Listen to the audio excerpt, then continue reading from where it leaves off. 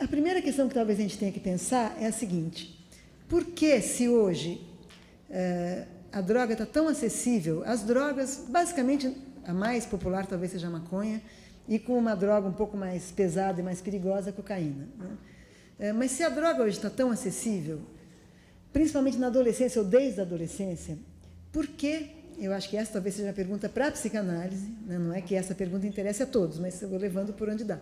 Por que alguns se viciam e a maioria não?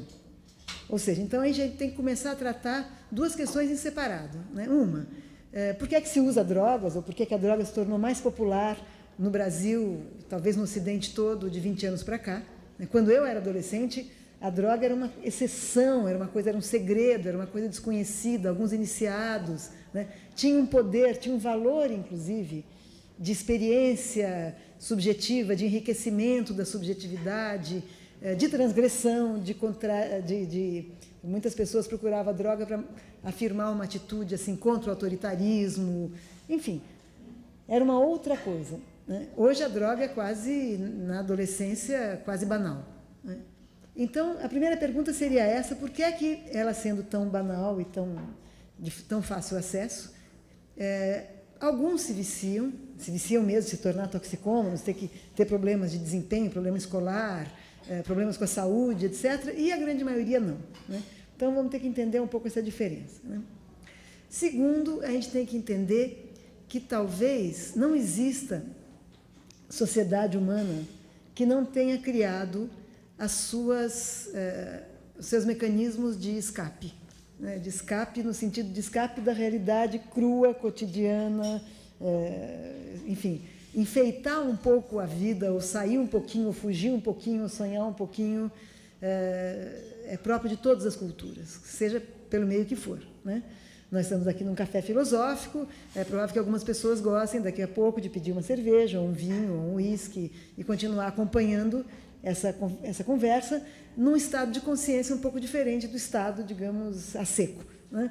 E isso não é considerado um grave problema, a não ser que a pessoa se torne um alcoólatra, né? Não é considerado um grave problema que depois de um dia de trabalho a pessoa goste de alterar a sua consciência, a sua sensibilidade, o seu estado corporal, etc., usando bebidas, por exemplo, né?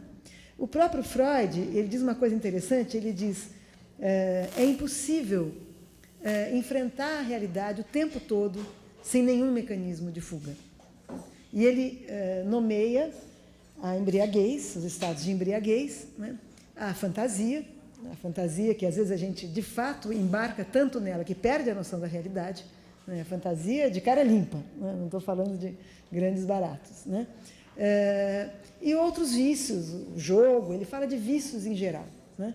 Quer dizer, então, se não dá para enfrentar a realidade sem algum tipo de fuga, se nós estamos sempre, de certa forma, imaginariamente melhorando a realidade a nosso favor, ou tentando torná-la um pouco mais aceitável, ou tentando nos modificar para aguentar a realidade, né?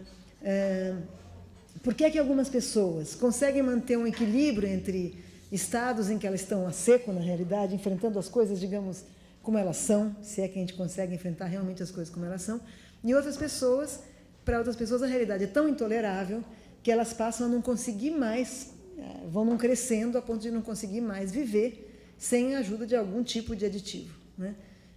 Ou os psicóticos que partem de uma vez para o mundo da fantasia, ou os alcoólatras, ou os toxicômanos, etc., né? Quer dizer, por que para algumas pessoas esse escapismo eventual se torna um vício? É o que o Freud vai dizer.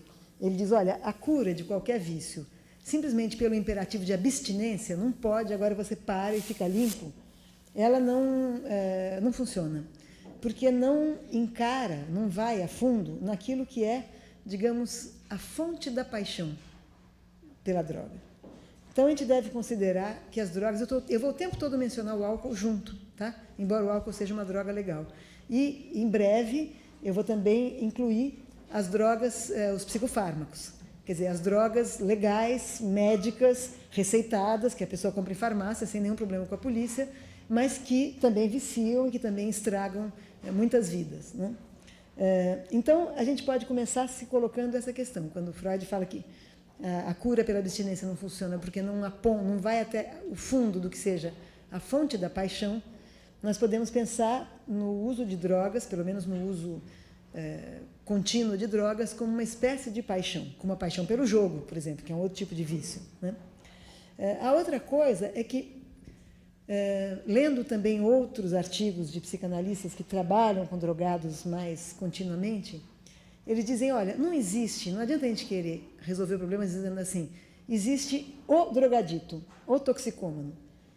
Então, são todos iguais, nós temos que tratar de todos iguais. Né? É um tipo clínico, você analisa, descobre por que as pessoas se drogam e esse tipo resolve. Não.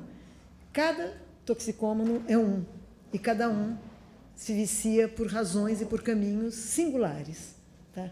Então, a toxicomania não é ela só, ela própria, digamos, uma doença. Né? Ela é sintoma. E sintoma que pode estar resolvendo problemáticas diferentes para cada um.